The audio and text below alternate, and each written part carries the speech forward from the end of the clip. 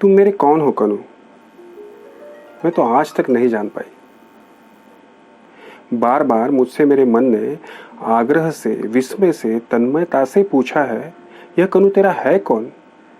बूझ तो। बार बार मुझसे मेरी सखियों ने व्यंग से, कटाक्ष से, कुटिल संकेत से पूछा है, कनु तेरा कौन है रे?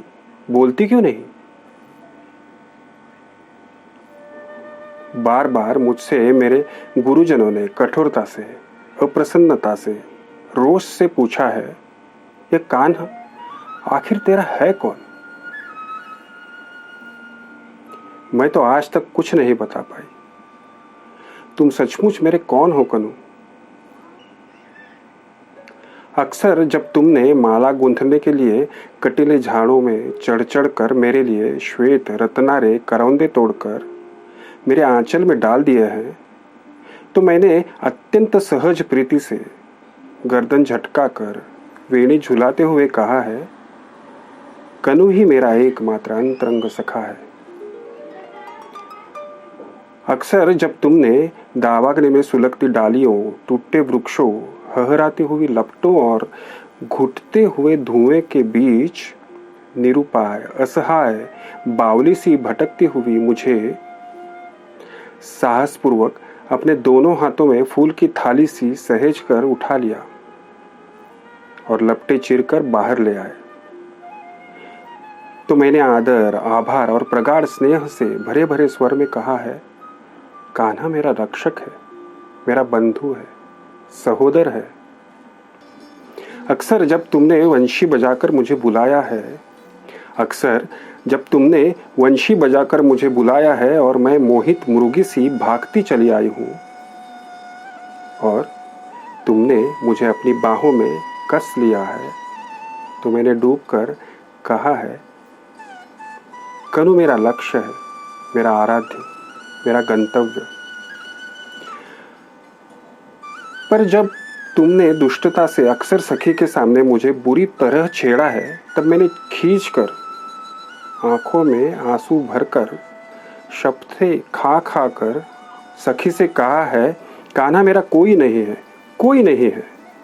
मैं कसम खाकर कहती हूं, मेरा कोई नहीं है।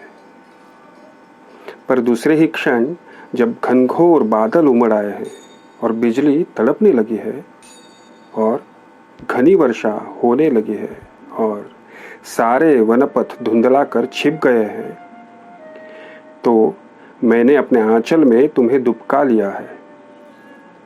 तुम्हें सहारा दे देकर अपनी बाहों में घेर गांव की सीमा तक तुम्हें ले आई हूं। और सच सच बताऊं तुझे कनु सावरे,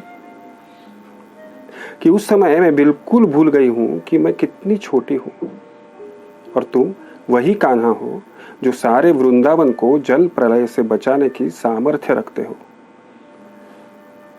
और मुझे केवल यही लगा है कि तुम एक छोटे से शिशु हो, असहाय, वर्षा में भीग भीग कर मेरे आंचल में दुबके हुए।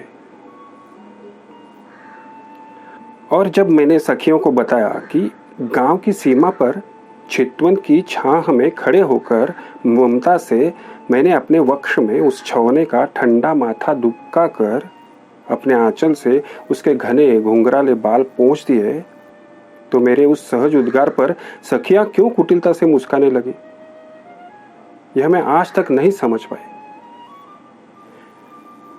लेकिन जब तुम्ही ने बंधु तेज से प्रदीप्त होकर इंद्र को ललकारा है, कालिया की खोज में विषैली यमुना को मथ डाला है, तो मुझे अकस्मात लगा है कि मेरे अंग अंग से ज्योति फूट पड़ रही है। तुम्हारी शक्ति तो मैं ही हूं, तुम्हारा संबल, तुम्हारी योग माया इस निखिल पारावार में ही परिव्याप्त हूं। विराट, सीमाहीन, अदम्य, दुर्दांत।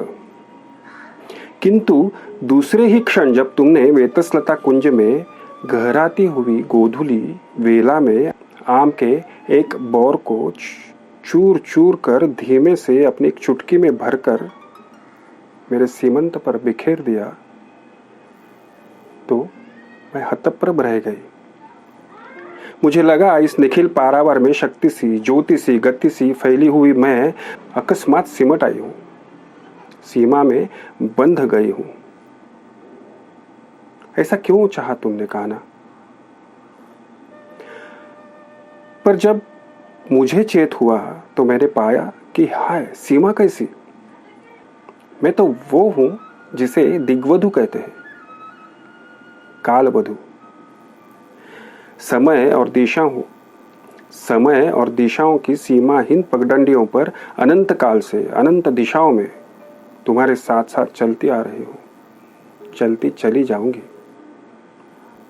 इस यात्रा का आदि न तो तुम्हें स्मरण है न मुझे, और अंत तो इस यात्रा का है ही नहीं मेरे सहयात्री।